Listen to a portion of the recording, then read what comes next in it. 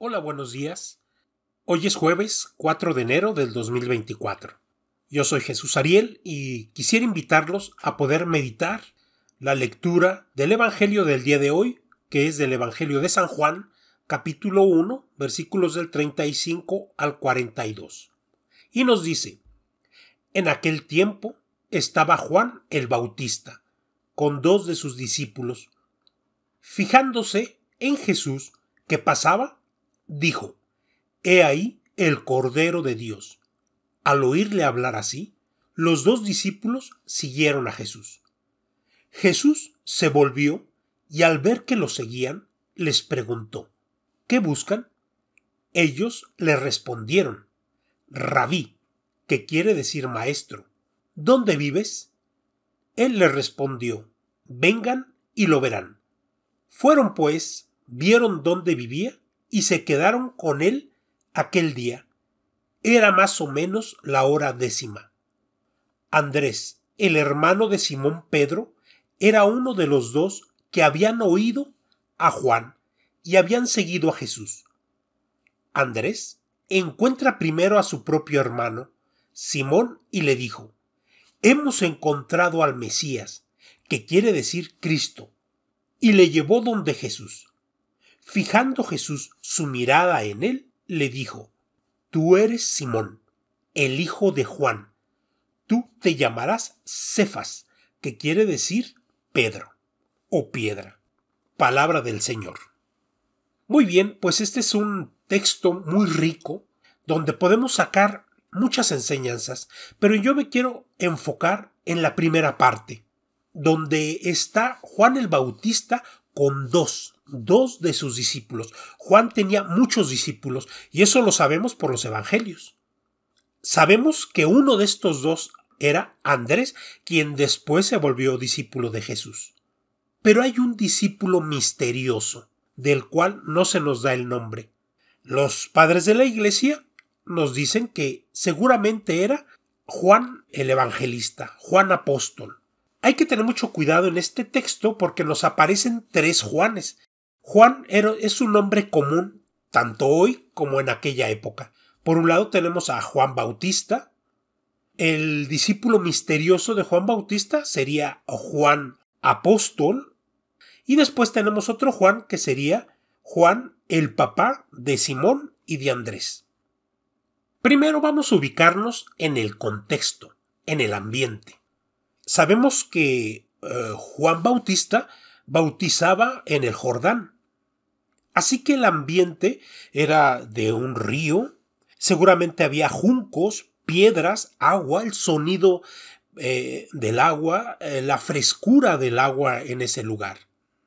Y ahí está Juan, que un día antes había bautizado a Jesús. Así que Juan Bautista ya había identificado a Jesús como el Mesías, pero le da un título nuevo: Cordero de Dios. Y este título está muy relacionado con el Antiguo Testamento. ¿Quiénes eran los corderos importantes en el Antiguo Testamento?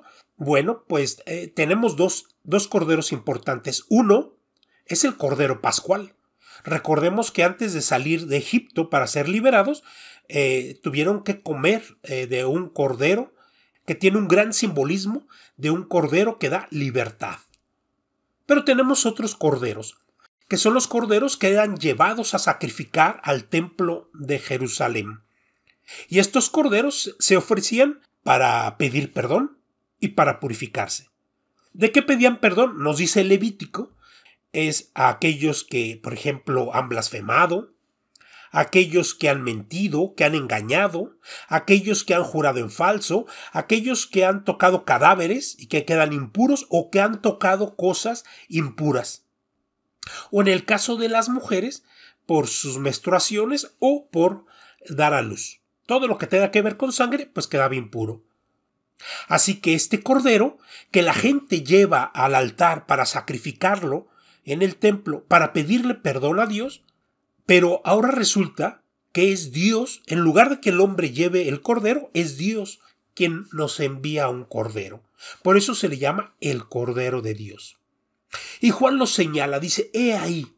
Estos discípulos quedan extrañados, sobre todo al escuchar ese título tan importante. Por eso, seguramente llenos de asombro y de misterio, van siguiendo a Jesús. Nos dice el texto que Jesús se volteó a ver quién lo seguía y les pregunta: ¿qué buscan? Ellos le responden: Rabí, o maestro, ¿dónde vives? Jesús le responde: vengan y lo verán.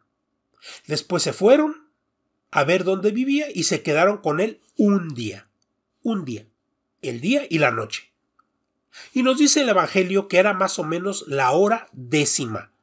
Algunas Biblias hablan de las 4 de la tarde, que es lo mismo. Aquí podemos sacar otra gran enseñanza. Estos discípulos están admirados por el título y el misterio de este nuevo personaje que es Jesús de Nazaret. Este Jesús que nos ha nacido. Pero todavía este niño no hemos terminado de conocerlo. Y fíjense cómo hay todo un proceso pedagógico para encontrarnos con este niño. Nos dice en el texto que hay una serie de diálogos. Esto nos enseña que hay una pedagogía para descubrir a Jesús. Él pregunta qué buscan y nosotros respondemos: ¿dónde vives? Vengan y lo verán. Aquí nos deja ver el texto cómo el encuentro con Jesús no es una cuestión mágica y fácil de unos buenos deseos. Implica un esfuerzo, seguirlo, preguntarle, cuestionarle, esperar que nos responda. Y algo bien interesante, Jesús invita a estos discípulos a ir a su casa. Jesús no se conforma con decirle: bueno, yo soy Jesús, nací en Belén, después me fui a vivir con mis papás a Nazaret y actualmente vivo en Cafarnaúm. No, Jesús invita a su casa. Vengan y lo verán. Aquí, tanto los discípulos como Jesús buscan un encuentro íntimo, amistad profunda. No invitamos a cualquiera a nuestras casas. Y Jesús los invita. Y seguramente en esa tarde, noche, estuvieron escuchando a Jesús. Y seguramente a estos discípulos se les hinchó el corazón de haber escuchado palabras tan sabias y profundas que llenaban de sentido sus propias vidas. Fueron impactados tan profundamente que en el Evangelio dice: era más o menos la hora 10, una hora que no se puede olvidar. Este discípulo misterioso que decimos y creemos que es Juan, el escritor de este Evangelio, quedó tan marcado profundamente en este encuentro con Jesús que recuerda hasta la hora en que ocurrió el acontecimiento. Pues pidamos a Jesús en estos días que podamos no solamente saber que nació, que existe, sino pidámosle que nos invite a su casa. ¿Dónde vives? ¿Y dónde vive Jesús? Vive en su palabra, vive en sus sacramentos, vive en medio de los pobres, vive en medio de los semejantes.